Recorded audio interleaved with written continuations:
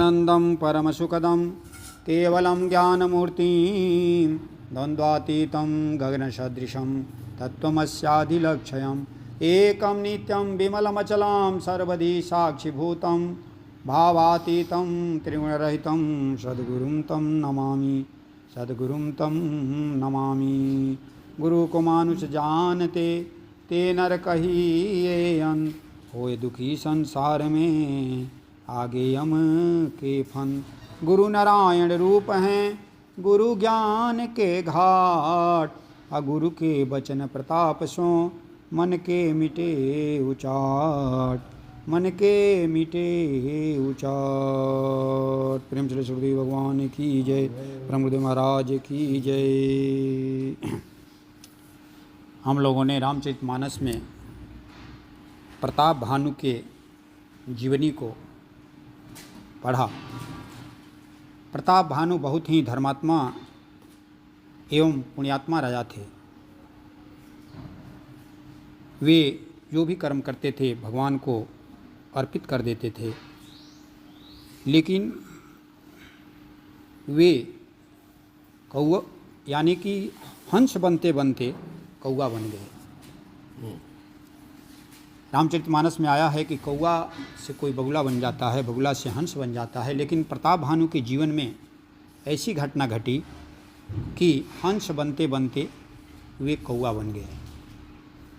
तो ऐसा क्यों हुआ, जबकि उनमें सारे सद्गुण विद्यमान थे। उनके समय के जितने भी पापात्मा राजा थे वे उन पर उन्होंने विजय प्राप्त कर लिया था, जो धर्मपरायण नहीं थे। अब संक्षिप्त में कथा है कि वे एक दिन वन में शिकार करने के लिए गए और एक सूअर का उन्होंने पीछा किया और सूअर बहुत ही एकांत प्रांत में, एकांत वन में चला गया और एक जा कर के गुफा में वो छिप गया। उसके पीछा करते करते हुए यानी कि वन में गए और उनको प्यास लगा और वहाँ पर कपटी मुनि से माने उनका मिलना हुआ और कपटी मुनि ने प्यास बुझाने के लिए झरना इत्यादि बताया कि आप जाइए यहाँ पर पानी पी लीजिए। और जो कपटी मुनि और जो यानी कि जो सूअर था, जो सूअर बना हुआ था, जो शरीर बदलने की उसमें कला थी, उसको जानता था और वो स्वयं माने वो काल केतु था, उसको भी उन्होंने विजय प्राप्त किया था।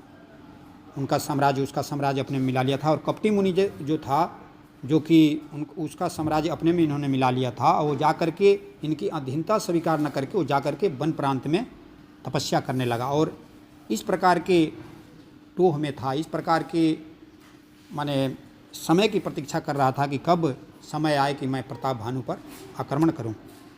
और ये वहाँ पहुँच गए तो संसर्ग का कितना प्रभाव पड़ता है, जब मैंने इसमें अध्ययन किया तो इसमें से निष्कर्ष निकाला कि इनका पतन में 3 कारण मुख्य रूप से दिखाई दिए। एक तो संसर्ग दोष, दूसरा कामना और तीसरी सद्गुरु का अभाव। वे संत महापुरुषों की सेवा करते थे, लेकिन उनके जीवन में सद्गुरु का अभाव था। बहुत ऐसे लोग होते हैं धर्मात्मा पुण्यात्मा कि धर्मतः जीवन जीते हैं, लेकिन सद्गुरु को धारण नहीं करते हैं, सद्गुरु जीवन में नहीं बनाते हैं। तो नहीं बनाने से फिर उनके जीवन में इस प्रकार की घटनाएं घटती हैं, जिससे कि उत्थान की जगह पतन हो जाता है। तो कपटी मुनि का संसर्ग होता है। कपटी मुनि जो प्रताप भानु से परिचय पूछते हैं, प्रताप भानु वहाँ पर अपना परिचय छिपा लेते हैं, कहते हैं कि मैं एक प्रताप भानु नाम के राजा हैं, उनका मंत्री हूँ। और वो कपटी मुनि तो सब जानता है। इधर प्रताप भानु भी कपटी मुनि का परिचय पूछते हैं और कपटी मुनि अपना परिचय देता है। उसमें कहता है कि मेरा नाम एक तनु है। बड़ा आश्चर्य होता है उनको, प्रताप भानु को, कि एक तनु, मैंने तो एक तनु तो कभी नाम नहीं सुना। तो एक तनु का वो अभिप्राय बताता है कि जब से सृष्टि प्रकट हुई है तब से मैं इसी शरीर में, इससे जीव जगत में मैं व्याप्त हूँ, माने इसी शरीर में मैं हूँ, इसलिए मेरा नाम एक तनु है। और इस प्रकार की सुन करके, यानी कि जो मूढ़ होते हैं वे, यदि उनमें मूढ़ता आ जाए तो बात मानी जाती है, लेकिन जब पढ़ा लिखा व्यक्ति, बुद्धिमान व्यक्ति भी इस प्रकार की बातों में विश्वास करता है तो ये बहुत सोचनीय बात हो जाती है कि जिसका भी शरीर आया है इस जीव जगत में, वो जिसका भी जन्म हुआ है उसका मरण होगा ही, एक अवधि को लेकर के आया हुआ है। लेकिन यहीं से उनका, प्रताप भानु का ऐसा विश्वास कर लेना। और क्या होता है आज के समय में कि कोई बता दे, वो प्रताप भानु इनकी पूरी, कपटी मुनि इनकी पूरी वंशावली बता देता है, इसलिए कि जानता ही है पहले से कि आपका ये, आप छिपाए हैं, आपका नाम ये है, आपके पिताजी का नाम ये था, आपका मंत्री ये थे। तब जो है वंशावली बता दिए तो समझे कि अरे ये तो बहुत लगता है कि पहुँचे हुए हैं और ये इनसे बहुत मेरा कल्याण हो जाएगा। इस प्रकार की चीज़ों में विश्वास हो जाता है। जबकि यह वो तो जानता था, आज के समय में भी यदि कोई बता देता है तो एक प्रकार की सिद्धि होती है। इसका मतलब नहीं कि वो अध्यात्म से युक्त है, तत्ववेता है, आत्मज्ञानी है, ऐसा नहीं कहा जा सकता है।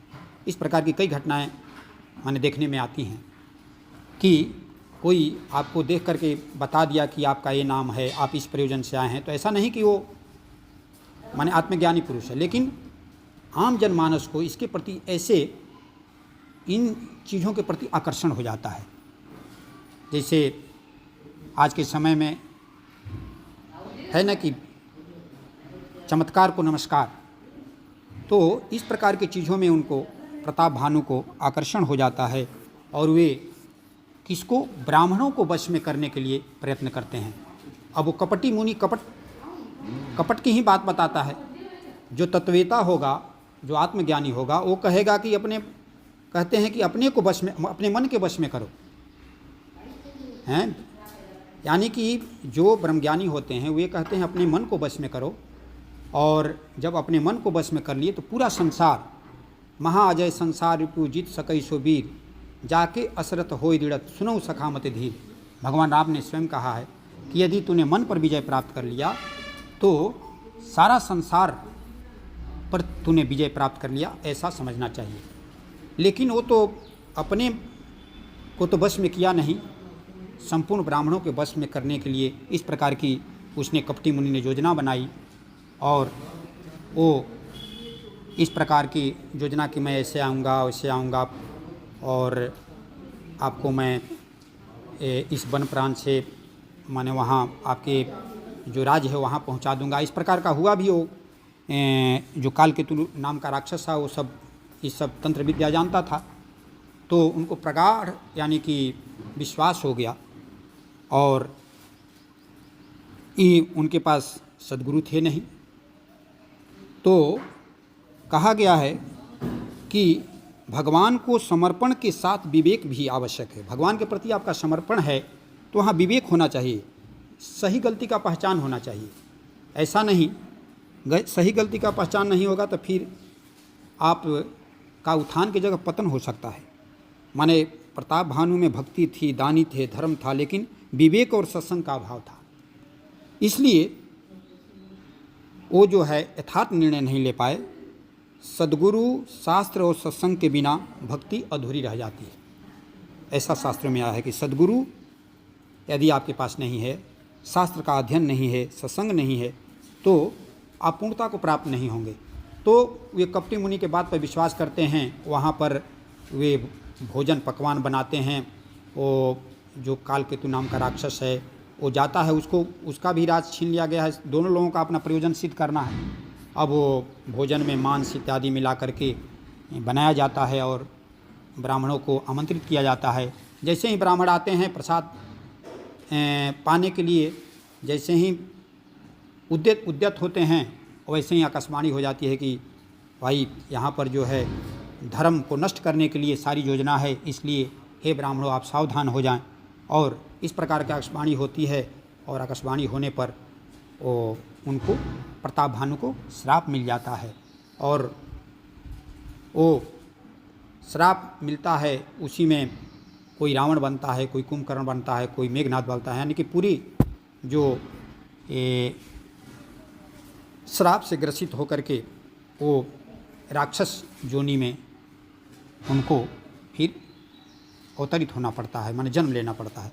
तो जो कहने का अभिप्राय है कि उन्होंने कपटी मुनि को ही उन्होंने कहा है कि राखई गुरुजों को विधाता, गुरु विरोध नहीं को जग त्राता।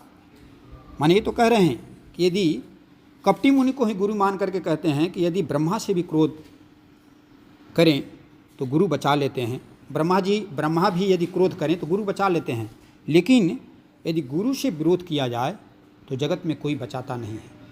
तो बात तो शास्त्र कहते हैं, लेकिन गुरु किसको बनाना है जो कपट की बात बताए, वहाँ आपको सावधान होना चाहिए। कभी भी आत्मज्ञानी पुरुष, तत्वज्ञानी पुरुष इस प्रकार के किसी को वश में करने की बात नहीं करता है कि आप उनको वश में करिए, उनको वश में करिए। वो ये कहता है कि आप जो है कि संयम नियम से रहिए, सही और अपने को वश में कीजिए। संयम, सेवा, साधना, सत्पुरुषों का संग, ये चारों करते तुरत मोह निशा को भंग। यानी कि आप संयम में रहें, आपका जीवन चरित्र संयमित रहे, आप अपने मन को वश में करें, मन आपके वश में हो जाए। जो मनोमय पुरुष विषयों में विचरण कर रहा है उसको वश में कर लीजिए। तो सबसे पवित्र यदि स्थान है वो मन है। यदि मन पवित्र में हो गया तो आपका सब कुछ जो है पवित्र हो जाएगा। इस प्रकार के माने चीज़ों को पर हमारे आत्मज्ञानी तत्वज्ञानी प्रकाश डालते हैं। लेकिन यहाँ पर प्रताप भानु से इस प्रकार की भूल हुई और याज्ञवल्क्य जी कहते हैं भारद्वाज जी से कथा सुनाते हुए कि जब विधाता जिसके विपरीत होते हैं तब उसके लिए धूल भी सुमेरु पर्वत बन जाता है और पिता भी यम के समान हो जाते हैं और रस्सी भी सर्प के समान हो जाता है। तो जिसकी जैसी भवितव्यता तैसी मिले ही सहाय, आपो ही आवई ताहि पही ताहि तहाँ ले जाए।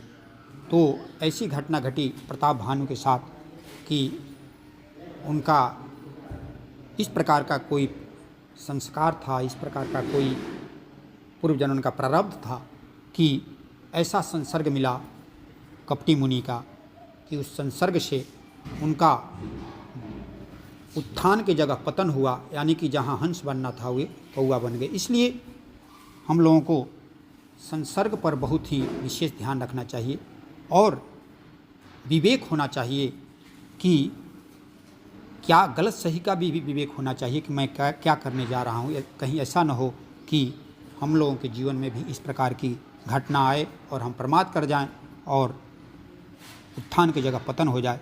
तो इससे हम लोगों को सीख लेनी चाहिए। तो इसी के साथ गुरुदेव के चरणों में वाणी को विराम। प्रेम से सुखदेव भगवान की जय। की आरती गावे